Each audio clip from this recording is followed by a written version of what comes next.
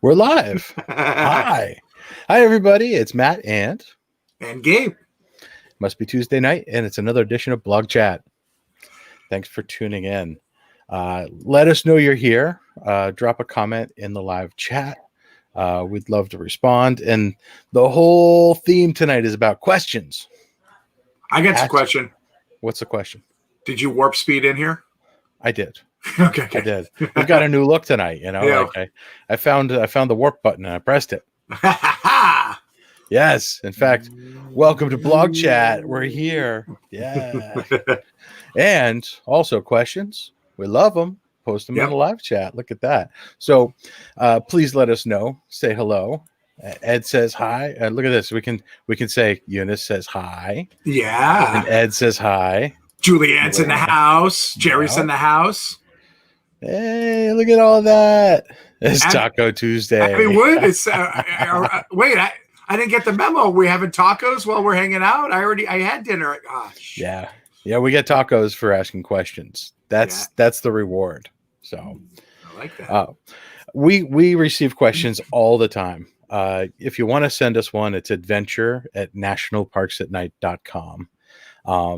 And we keep them and we respond to them, and our replies, we keep them. And every once in a while we come out with a blog post called 5 Questions. And that's what we're talking about tonight. Yep.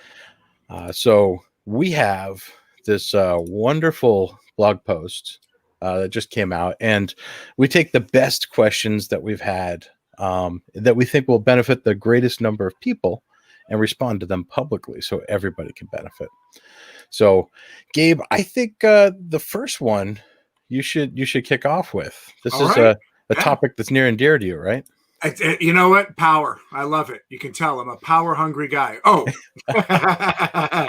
no, but it's something that you definitely night photographers struggle with when we want to shoot all night and not stop. And obviously, with DSLR batteries, they'll probably last you 2 or 3 hours. Mirrorless batteries typically last a little bit less, but there are other tools out there that can help power us through the night. Now, this first question that we plucked from the many questions that came in is, hello, I live 5 miles from a spectacular 30,000-acre nature preserve of Sonoran Desert. I have never seen a nighttime star or Milky Way image from this location, and I want to do one. The problem is the preserve adamantly closes at sundown. I thought maybe I could take a camera, an intervalometer, and tripod just before sundown, set it up in an untraveled to area and throw down a bit of camouflage over it. And if I could pull it off, how do I keep my Nikon from powering down? If I use a muted wireless strobe to add a touch of fill, how do I keep the strobe from turning itself off? Will an intervalometer let me program an 8 to 9 hour delay? And this is from Jim. Now, there was a lot of questions there. That wasn't just one question. Yeah, that was, exactly. So, I believe Chris Nicholson handled this one. And, obviously the first question is access, and if this is a place that you're gaining, that closes at sundown, can you actually set up something? Is it safe, from humans, animals, all that kind of stuff like that? But, obviously reaching out to a location like that, generally, if you can explain yourself, send a couple images of what you want to do, generally they are usually open to perhaps showcasing their location in a different light. So I would always say, and Chris agrees with me here, that first order of business, get safe access, get legal access, for that. So that, that's the first step. Second step is, how can we set up this situation to trigger it? Now, most cameras, at least DSLRs, will not power down completely. They'll go into a sleep mode, but then when the trigger, as long as they're in the on button, if you have a intervalometer like the Velo Shutter Boss or like the Photex or something like that that's plugged in there, then when you set it, and you can program it that in 6 hours, I want it to trigger off for, every 15 seconds and have everything good to go. And that should do the trick. Some mirrorless can, some mirrorless power down all the way. So check your menus for every model and make sure there is not if there is a sleep mode, take it off of that sleep mode so that it doesn't fall asleep.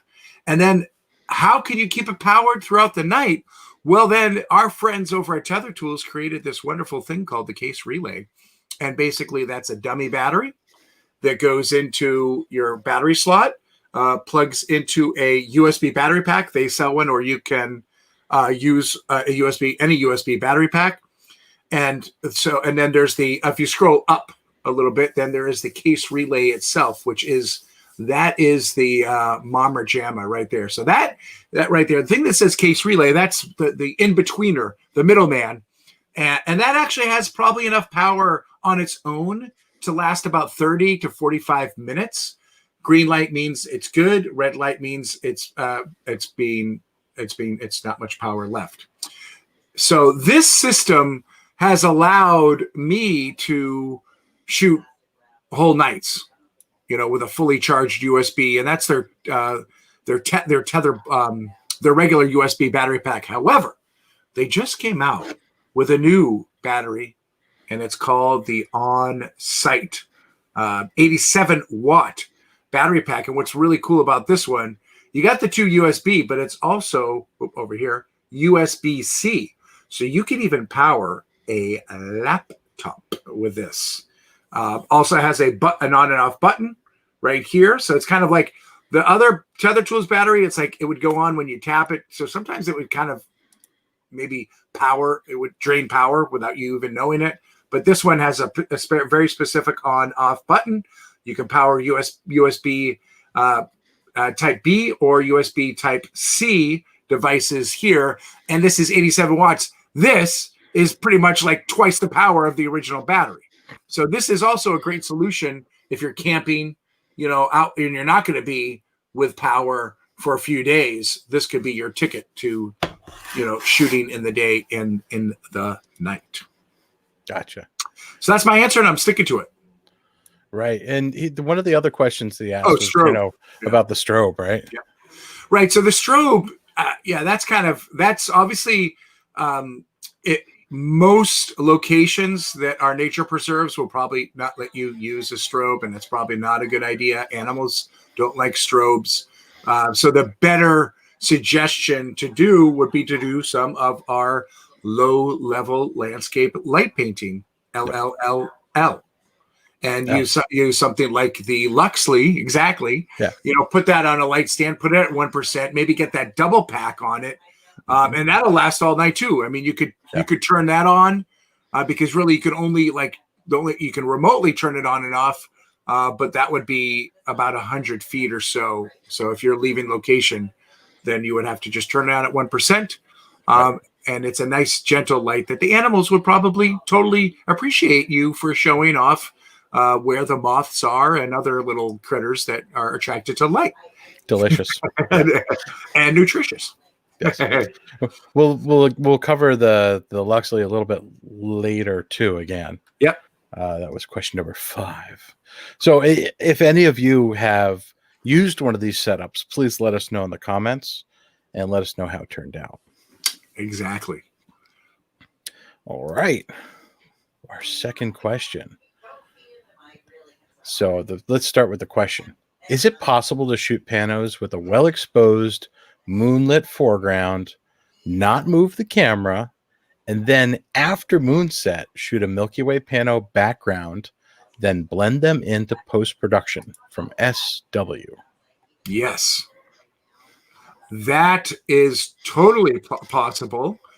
This image here, while not done with that exact technique, it was done with a very similar technique. This is a double row night pano, and because here's the thing, guys, and this is why we obviously we can make our lives more simple by doing a single row panel. But when you're especially getting the arch, you want to get that arch of the Milky Way, you've got to leave. Like, see how much room I got at the Milky Way there? It was Hmm. actually, I left twice that, but then when you put it together, it gets cropped, Right. so you don't want to be close to the Milky Way. You really, I always talk about, patrolling your borders and making sure there's enough room and Right. stuff to breathe. You got to double that.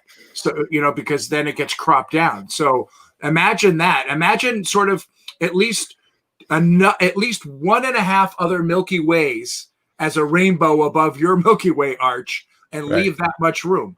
So and then if you're shooting at a super wide, if that forces you to shoot at a super wide lens, well then you're getting farther away from it. And this I think was shot at with a 24 millimeter lens. Maybe it was the 15, but you want to get closer. If we can shoot with that anywhere from that 20 to 35 millimeter, that's going to make it bigger. But then obviously that's going to force a double layer. So what I did with this one here first is I kind of, I did 5 shots across, and I was getting basically about, let's say, 20 degrees below the horizon there.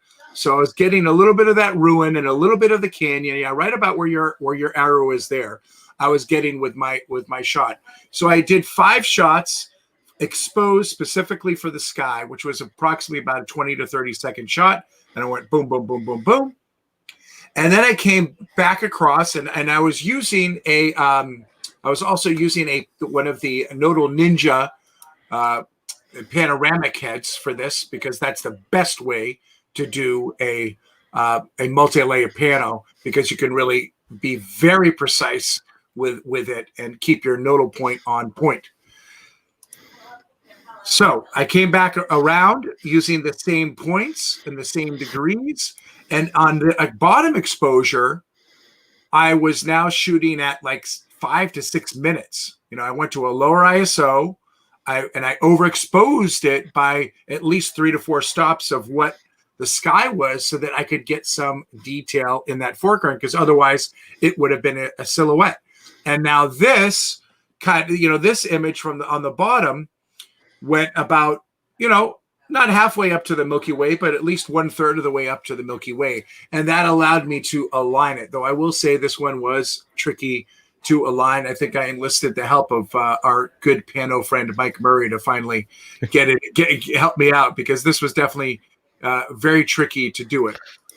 Could you have done this, the moonlight or twilight question of getting that foreground and then waiting, is totally doable. It's just, if you've got the patience, how long. But if you get someplace and you're timing it right near a moon set, or right during twilight, and then the Milky Way comes up an hour later, and you've got 2 rigs, or you're just going to chill out and enjoy the time, then you could totally do it that way as well. It's sometimes if we're remembering how many degrees, you're stopping and doing it. So just kind of either write that down, that I'm stopping at this degree markers. Some pano heads have actually click stops that you can stop at, or say, hey, I'm just moving every 10 or 15 degrees. So I know that when I end at 75 degrees, I'm going to go back to 60, then 45, et cetera, et cetera. So it takes patience. It's going to be a lot of heavy lifting in post, but the result can be very rewarding. Now, Matt, you've done some panos too. Anything you'd like to add? Yeah, you nailed it, buddy. I don't use a Nodal Ninja, but I use a Nodal rail. I use the Acrotech Nodal rail. Yep. And I put that on the GPSS head that I have, and I also have the balancing ball underneath that from Acrotech. So I've got these 3 items that work perfectly together to make sure that the camera's rotating around that nodal point, which seems like magic until you figure it out, and you go find 2 sticks and you line it up and all that. And it's really not that hard. Or a friend's tripod, you can do it. Yep. Once you figure that out, setting it up is no big deal, or you already know what your calibrations are because you've marked the millimeters on there or taken notes about it. I really think it's a wonderful technique. And it's interesting that you did it in complete darkness. I was there with you when you made that one at Hovenweep. Yeah. It was so dark and so hot out. I was surprised you pulled that off. Yeah. Yeah, it was a tricky one. in this hypothetical, it's also, moonlight. Moonlight is a great time to do it, but you're either going to do the moonlight first and then the Milky Way later, or the Milky Way first and then wait for the moonlight. So either way, we're bending time or waiting for, something to show up. So having the patience to not move your tripod is probably the hardest part in this whole process. The patience and coordination, right? Because you remind me, right? If I went across 30 seconds, 5, right? So there's 2.5 minutes that took me to do the pass. Let's say, a little bit in between, that's 3 minutes. On the way back, you reminded me how hot it was. So it was 5-minute exposure, plus I was doing 5-minute long exposure noise reduction. So it took me an hour to finish the bottom pass. Right. To make one picture. To make one picture. You made one picture in an hour. Picture that, But yes, and the other thing, right, with these, and it looks like, right, Martha's is stating that these blog chats always cost so much money because now everyone needs a Nodal Ninja. But and they're great, they're wonderful, they really are, and they don't cost that much. So it's like $200-300. But practice during the day, right? And that's like any piece of gear, but especially one that you're not familiar with. Practice with it during the day. Having that level base, which a lot of you guys already have that level base, and a lot of you, we can do this with just a leveling base and a regular ball head. It's just when we need to do 2 layers, the multi-layer, that you really need that swing arm that comes with the panoramic heads. Awesome. Yeah, that's awesome. Yeah. All right. Well, this is good. There's a couple of, if you go down to the description, you'll see there's the link to this original blog post there. My gosh, in the 5 years that we've been doing this, we've written a lot of blog posts. So there's some additional reading. The short answer is here in this blog post, but you can see that there's how to plan, shoot, and edit a Milky Way arch panorama parts 1 and 2. Yep. And then there's also a deep description like Gabe just provided for the Hovenweek picture in the 10 for 2017, breaking down our favorite images of the year. So that's a good one. And thanks for asking that question, SW. We appreciate it. All right. Next. I want to ask this question. You want to ask this one? Yeah. Okay. Yeah. Hit me, brother. You ready? Ready? Yeah. So I'm interested in purchasing a tripod, and I'm hoping that I can stretch my dollar. I have an eye on the Induro line, which Lance suggested as a reliable option in his book. I do like to shoot wildlife, birds especially. So I'm wondering if the Series 3 tripod, which I know would serve that purpose, would be suitable enough for night photography, or do I need to go to Series 4 or 5? What are you using? Signed, Christopher Z. Great question, Christopher. I love talking about tripods. You know what I say? If it touches the ground, don't cheap out on it. Mattresses, tires, shoes, and tripods. They all qualify. So in this case, just get the right thing, right? So Lance's answer was very succinct and appropriate, I think. He said you'll be fine with the Series 3 Induro tripod. The 4 or 5 might be overkill. I'm going to add this. Just reading into what you're saying, if you're into birding and you have a gigantic lens, like if you have a 300, 400, 500, 600 millimeter lens and you're using a gimbal, you might want to go up a leg size to the Series 4 or up to the Series 5. You might want to have the thickest, most vibration absorbing tripod you can get if you're using a gimbal for fast paced action shooting, which is birding. Mm-hmm. So keep that in mind. But just to answer strictly for night photography, the Series 3 will be fine because you don't touch the tripod. The ground's not shaking. Once you take your hands off and let it sit for a second or two, it should be fine if you're meeting all of the weight requirements of your head and your legs. That should be good. One of the other things that he mentioned in his reply was very recently, Benro, sister company of Induro, came out with 3 new tripod lines, the tortoise, bat, and rhino lines. You should check those out. Travel video, travel photo, and really sturdy, like you're talking about the Induro Stealth. The rhinos are something that are incredibly sturdy and reliable with lots of good features. You can screw other things into the tripod, really sturdy spider on those and stuff like that. And my gosh, Gabe spearheaded a project earlier this year where if you look at our ebook, Three Legs to Stand On, A Guide to Tripods, you'll find a really deep dive into all of the options, some craft, and all the other things about that. And Gabe, of course, would love it if you did this. Take a trip into Manhattan and visit B&H or your favorite dealer and say, hey, what does this tripod feel like? Yeah. You know, like that nothing really replaces hands-on experience. In the age of COVID that we're in right now, you might consider, you know, seeing who has a good return policy. And just, you know, making sure you don't get too many fingerprints on it, trying it out, you know, and making sure it does the thing that you want to. Lance buttoned up that by saying he uses the Gitzo Traveler tripod and Acrotech head. Many of us at MPN use that combo just because it hits a sweet spot for us. Yeah, Matt, I think like a lot of us are really a Series 2 brand, you know, or the thickness is good enough. I mean, I think Chris uses Series 3. I think you might have a Series 3 as well. I think I have a Traveler too. Oh, you do? Okay. Yep. But the really the need for the thicker lenses are definitely more for, you know, the birding and bigger lenses than for night photography, though. I mean, I wouldn't say no to a Series 3. It's just now you have to, it's juggling. It's balancing your budget, your needs, fitting it to you. And that, I mean, that's the most important one, is finding one that fits you, your size, your budget, you know, and everything like that. And the ebook is a great resource. I actually just, you know, I've been doing that ebook as a class at a lot of B&H events. And Kelby asked me to do a master class for tripods, a tripod master class. Ooh. And it was like one of the most popular classes at the landscape conference. So we had a lot of people, and to be honest, and let's put your comments down, guys. Come on. Oh, here it is. Ed. How many tripods do you own? Come on. We all need 2 or 3. Ed's point was, unless there's wind, think Death Valley. That is a good point. Yeah, it is a really good point. I wish Lance were here to tell the Gitzo story. Oh, right. Yes, the Borrego Springs story. Right. Right. When his tripod boomeranged back to him through the kindness of a stranger.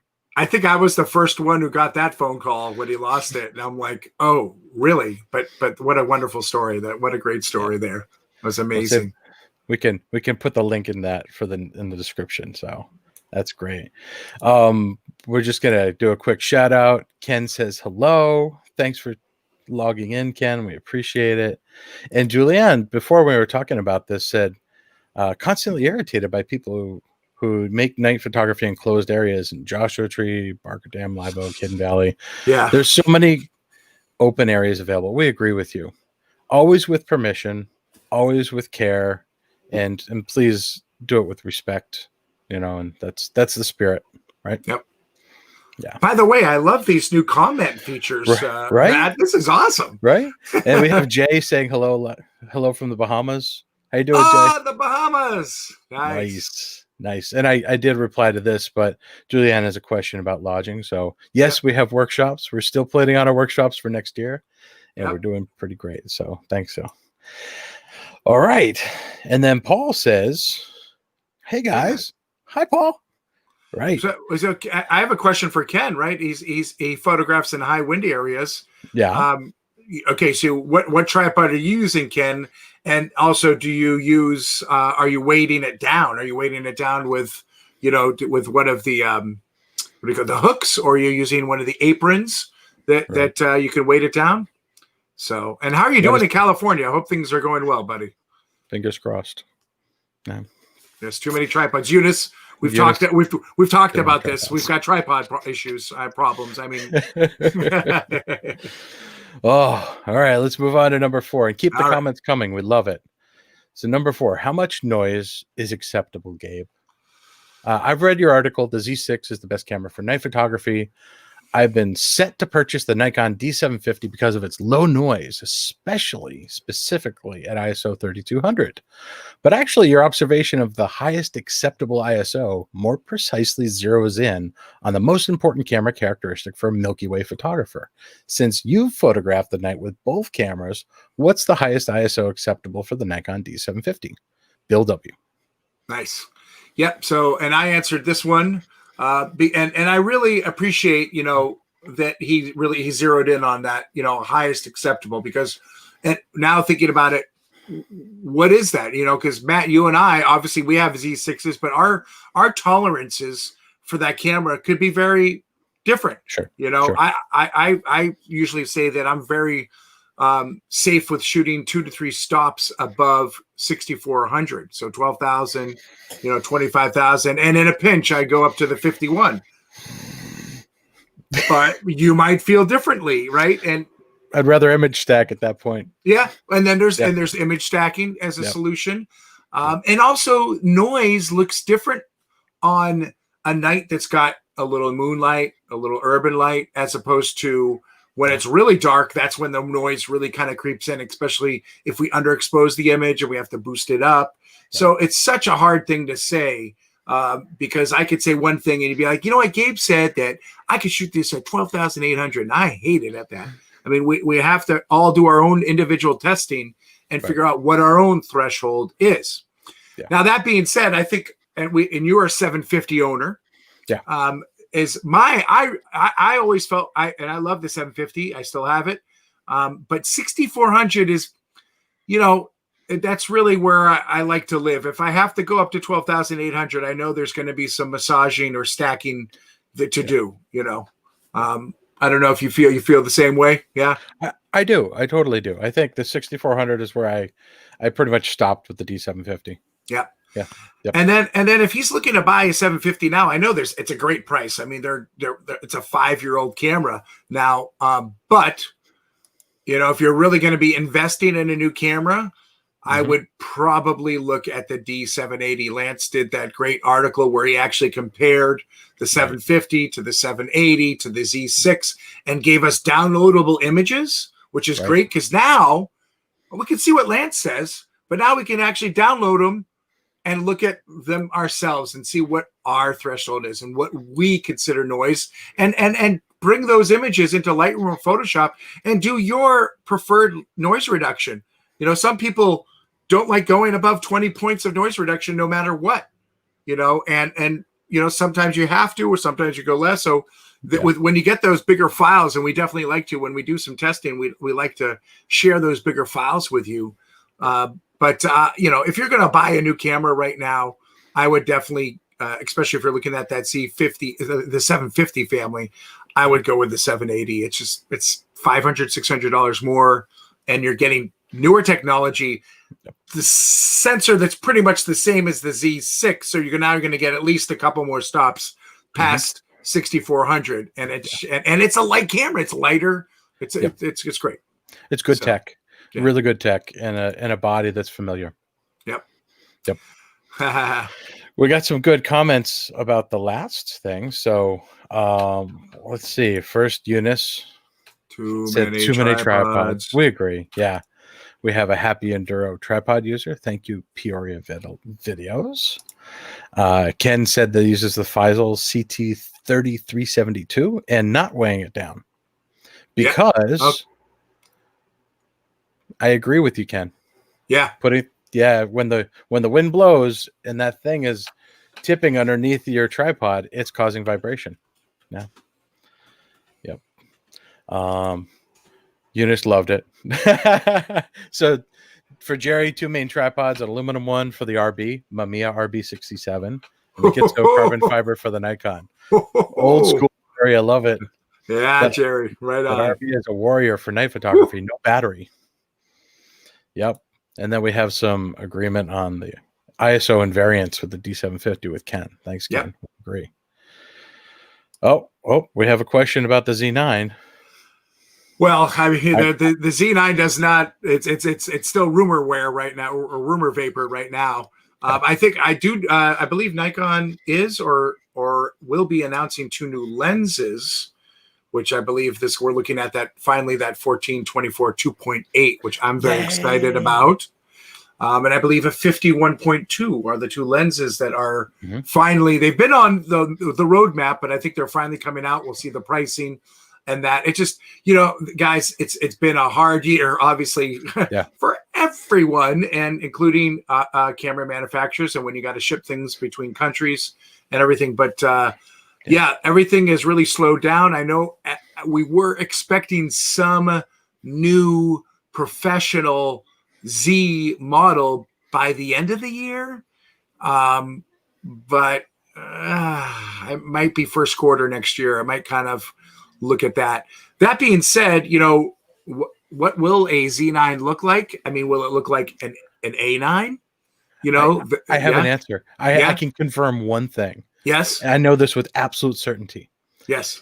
It will be spelled Z space 9. Boom. That's it. We've been locked out of all Nikon love now. That's it. That's the only thing I know about it. Yeah. That's it. Yeah. We'll see. We'll see. I mean, we love the Z6. I like the Z7 for night too, but it's really 6,400, 12,800. And I definitely don't want to stack with that because those file sizes are too big. But I played around with that one at night. If the Z9 follows the A9 path, that could be very interesting. That would be a fully professional, maybe that might even get Chris finally to, leave his like D5 at home. Nah. Well, we have some other good stuff. Yes, it's true. You can never have enough tripods and camera bags. In fact, I have a hockey bag made by Temba that I call Bob. Bob stands for bag of bags. I fill Bob with other bags that I have, and I put Bob up on the shelf. And when I need a bag, I take Bob down, take a bag out of Bob. Yes. Yep.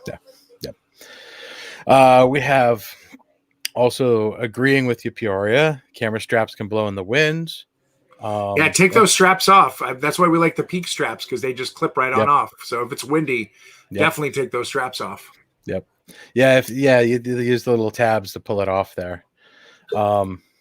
We had Ken agreeing that it does have the Z5. Yeah, but that's sort of that's an entry level, right?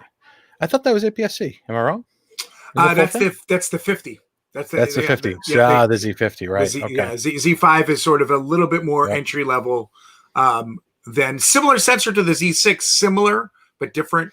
But it's just not, and it's got the great hoo-ha about it is it has like two SD memory cards. Everyone was yelling about the one card, so they put SD cards back in it. Yep. Yeah, we want more native Z lenses too. I've been on the hunt for that for a while. Yeah. Yes, please. That's why I'm going through all of the manufacturers, right? Yeah. And I want that 780-200 2.8. Yep. I'm waiting for that too. Yep. Oh, in an away bag. Yeah. Hey, I helped edit that video. That's a good one. I like my away bag. That's fantastic. Cool. Well, that leads us to one final question, and keep the comments coming. We love them. So this last one is about remote controlling a Luxley. Most of the Luxleys, well, let's just start with a question. Yeah. After your presentation at the Optic 2020 conference, thanks B&H, I bought the Luxley Viola and I'm starting to play with it. I'm curious if you guys ever use the Luxley Composer app and Bluetooth control. There seems to be a dearth of instructional stuff on the many useful options. Perhaps all I need is to dial in the desired color temperature and go for it. Steve W. Steve, I completely agree. This is what I love about software. Software is a thing that, when designed well, needs no instruction manual. So in this case, I say open it up, touch everything inside the app and see what it does and learn it before you're in a situation where you need to know what it does. That's one of my favorite things to do.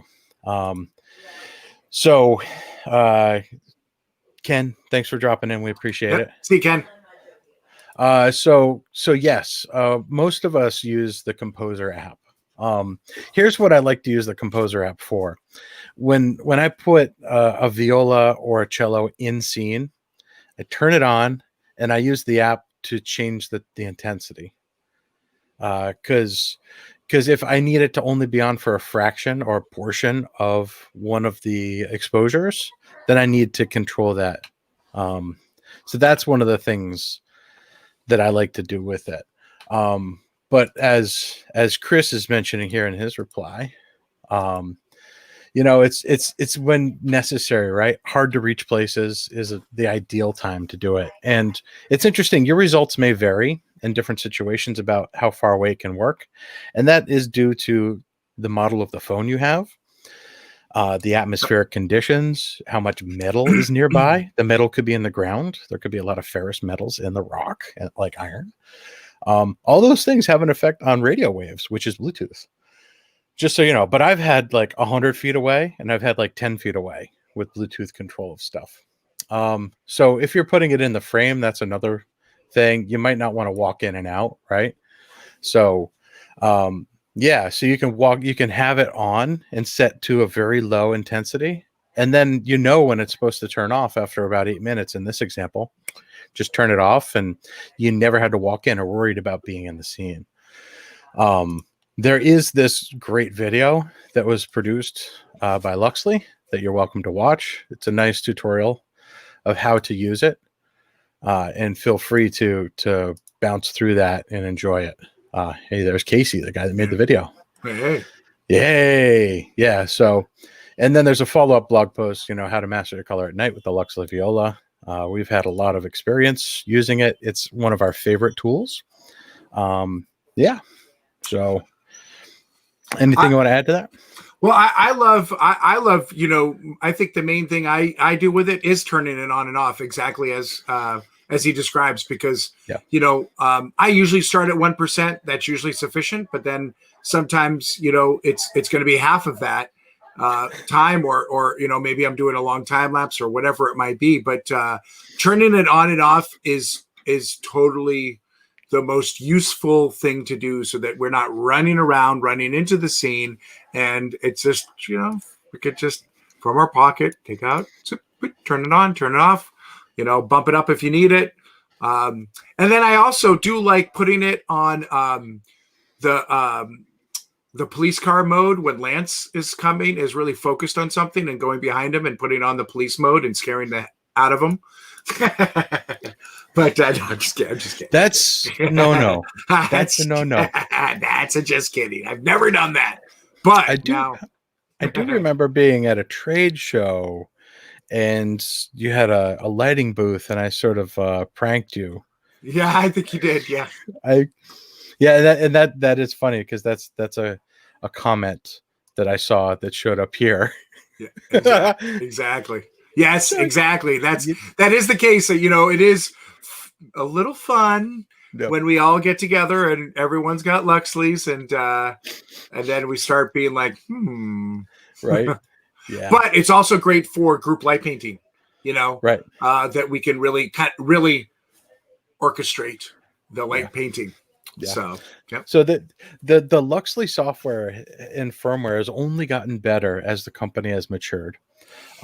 One of the things that I asked them to consider early on, they did put in, and I haven't had a lot of opportunity to test it yet, but I'd love to see other people try it. They have a color temperature over time change. Now, I can imagine you light up something in your foreground, and during sunset or dusk, it's one color temperature. But as you get into twilight and, into pure night, you might want to have a different color temperature. That's one of the things you can do with the effects programming in there. So go into those settings, and Luxley has the ability, and some other manufacturers, to not just have an effect, but to tweak the effects. And those things can be cool. And think about it not only as light painting, but as light writing. If you're pointing it towards the lens, it's then colors and color temperatures that are changing over time. And you can make some really amazing color art in the air with light with those effects. Yep. Yeah. Yep. Excellent. Yeah. So we have a question.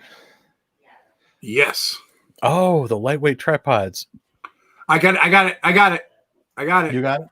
Because I would recommend, if it's just going to be for the Luxley, I would recommend the Benro Slim. That's like $100 tripod, the aluminum version, and it still weighs under 3 pounds with a ball head. And it's not, it's that's the only tripod I know about that sort of has the same sort of diameter collapsing as the Peak design. It's very compact. You can spend an extra $50 and get a carbon fiber to shave off almost a half a pound if you want, so it's also inexpensive. But I have one of those slim tripods and I love it. It's sort of just, that's my my better light stand, or, it holds 8.8 pounds. So it will hold definitely a mirrorless system, up to a 7200, but really, it's a great option for the Luxley if you don't want to bring a light stand, and have a little bit more of variety. Right. I use this Pack Pod. Yes. This is it's a almost completely plastic tripod, originally intended for action cams and shooting underwater. And it's got these plastic spikes at the end of the feet that I use to dig into the side of hills. So it doesn't need to be a really tall tripod, because you can stick it in earth and it'll just stay there, and put a little ball head on the top. Now, I would worry a little bit about this one for like feathering your light up, or do you find that you can kind of? I put a little NovaFlex ball head on it. And get it up. You can get it up enough. Yeah. Yeah, you have to put a little ball head on top. In fact, the Luxley Viola, which somebody else asked, what are we talking about? The Viola comes with a little ball head, but it's not ideal. Yeah, it's a little ball head. Yeah. So like, if you want to, there's lots of people that make mini ball heads out there. I just happen to have the NovaFlex one. So that answers that. So Paul, you asked which Luxley we're using. In the beginning, it was the Luxley Viola, Viola. Now it's the Viola 2. They're in their second edition of it, and it's worth the upgrade. Yeah. Yep. Well, it's the only option now. Yep. Yeah, there's the Cello, which I is double the size, but you don't need that much generally, for night photography. For other stuff, yes, but for night photography, the compactness of the 5-inch Viola is fine. It's perfect. Yes. The Cello is twice as bright, so that really hurts you when you want to do low-level landscape lighting, because it's 1% of a Cello is twice as bright as 1% of a Viola, and sometimes 1% of a Viola is a lot of light. Right? Yeah. Yeah. Wow, this is fun. So Ed was asking, what's this question? The police? Oh, this? Wait, was that at Grand Canyon? Glen Canyon. Was that you guys? Staircase. I have no idea what he's talking about. I don't know. I mean, I have almost been arrested at night, but not with any of you guys. And doing night photography, I mean. Night photography. Let's move on. Yeah. So, Jay, I agree with you. I bumped into Ed at the park the other day at Prospect Park. Kidding. Yeah. Oh, that's great. It was fun. He was wearing his National Parks at Night Death Valley alumni t-shirt.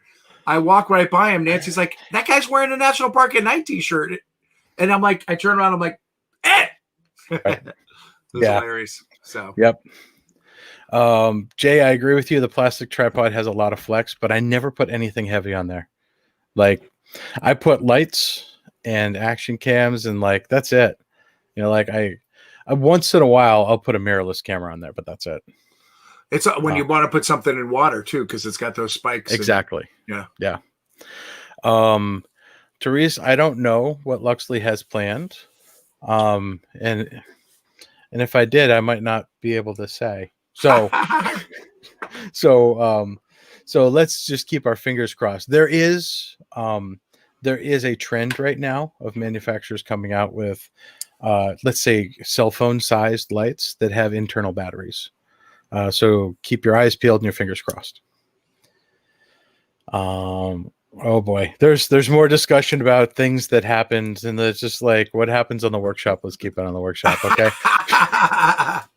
We made friends with all those cops. Yeah, it's totally. Totally. above the table and with permission and Yeah. with respect.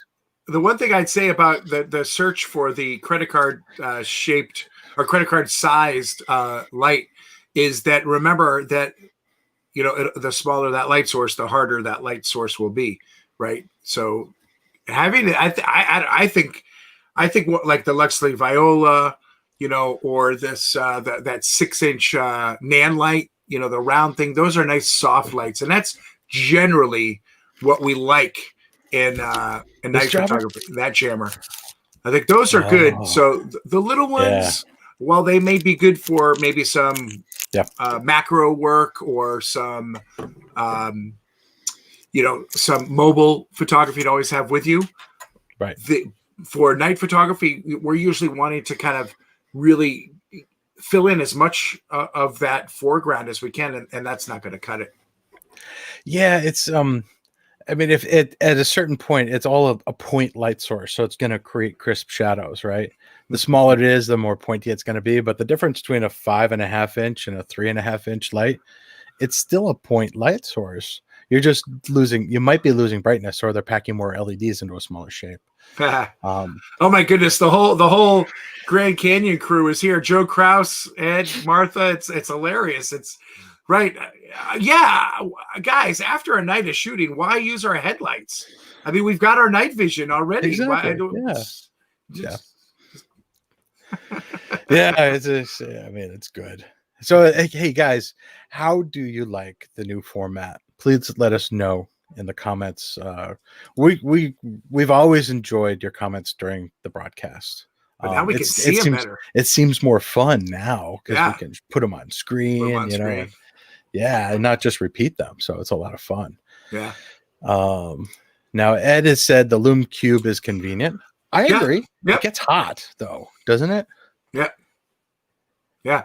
Well, you know, I mean, the Lume Cube, you know, those small lights definitely have and sometimes we want a hard light, right? And the small lights definitely can have, you know, their place. The Lume Cube, the issue, I mean, when you compare the Lume Cube with, again, Viola, two totally different lights, but the Lume Cube is one color temperature. Then you can put gels on, you can put a diffusion on.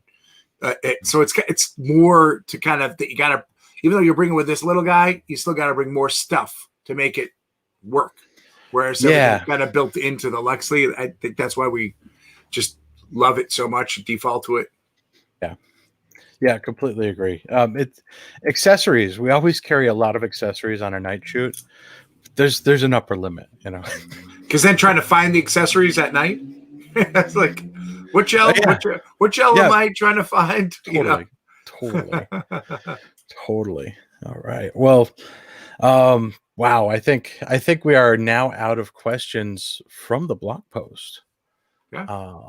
Gabe, do you have any questions for our viewers? Well, again, I know you reminded them at the beginning, but again, feel free to reach out to us. And it's funny. It's like whenever we see a good question come in, I'll give you a little behind the scenes. Chris is always like, CC me on that, you know? Yeah. And so when you get the CC, it's like, ooh, this is going to be it's being curated for the 5 questions. So that makes me really you know, whoever is answering, they got to do a really thorough job.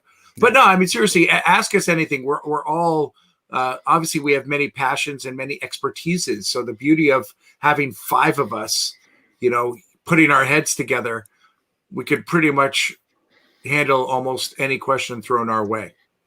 We do our best. Yeah.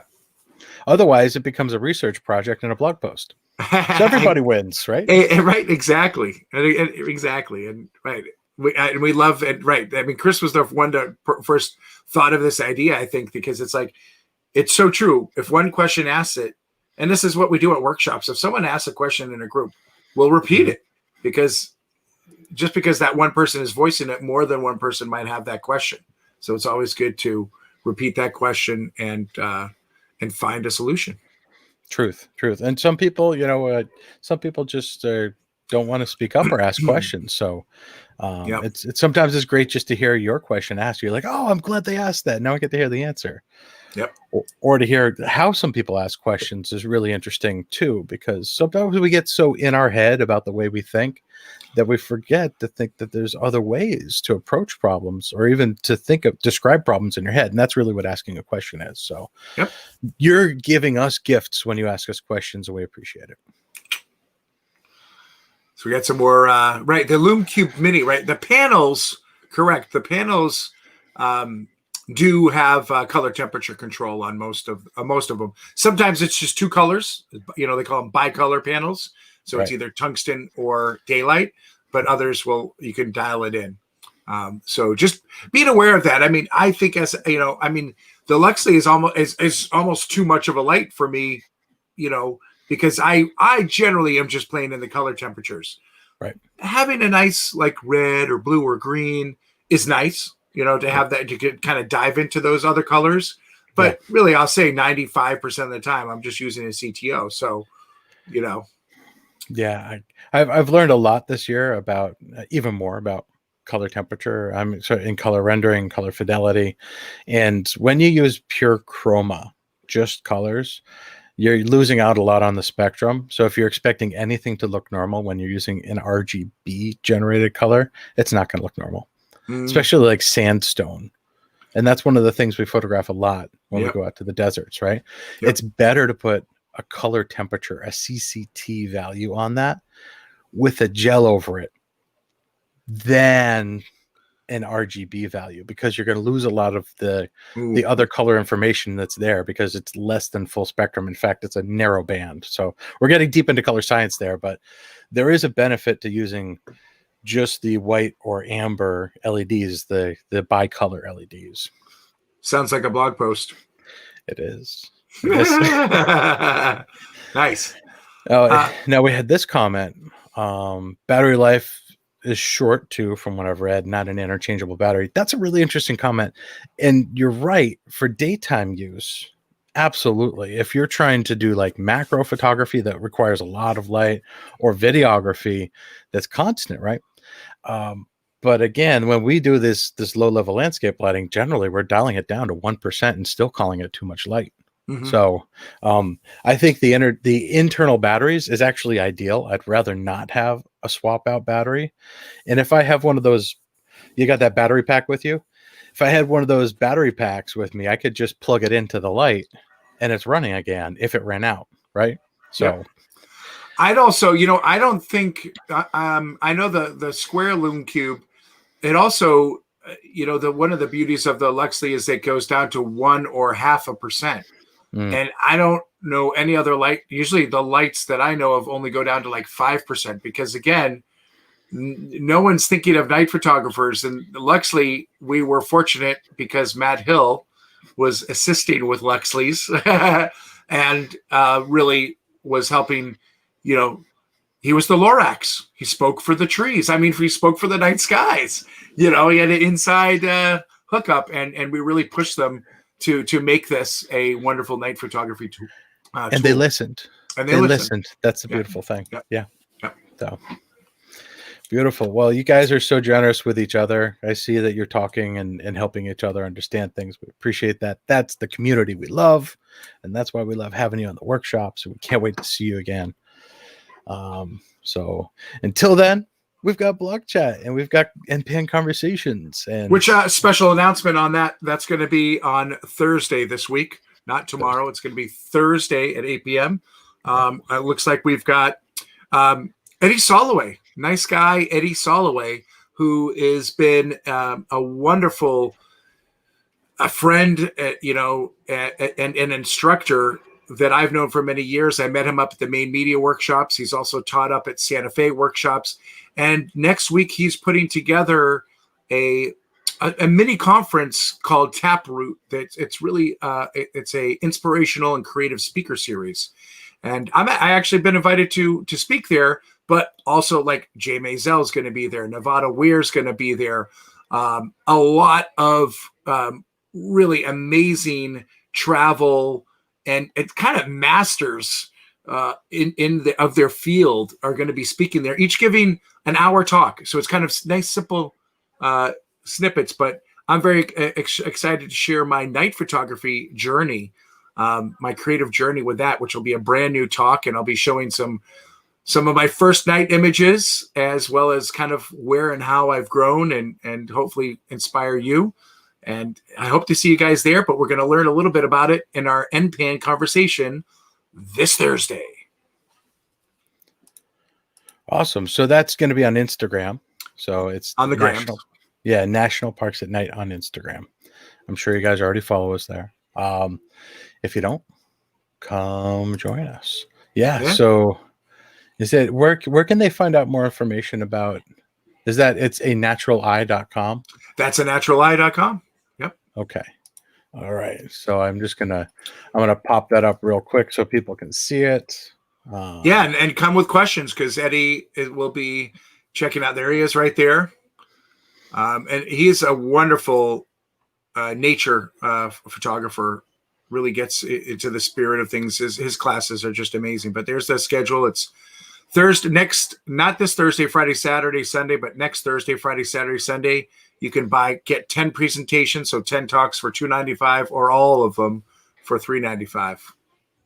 And I'm just honored to be featured, with Joe McNally, Michael Medford, Susan Bernstein, who I really love her work. She does a lot of very dreamy, Holga-esque, images. I met her up at Main Media Workshops and was really just blown away by her work. But a lot of cool people. I'll be sitting in and watching a lot of these classes myself. Wow. That is incredible, Gabe. Congratulations. Thank you. Wow. Okay, great.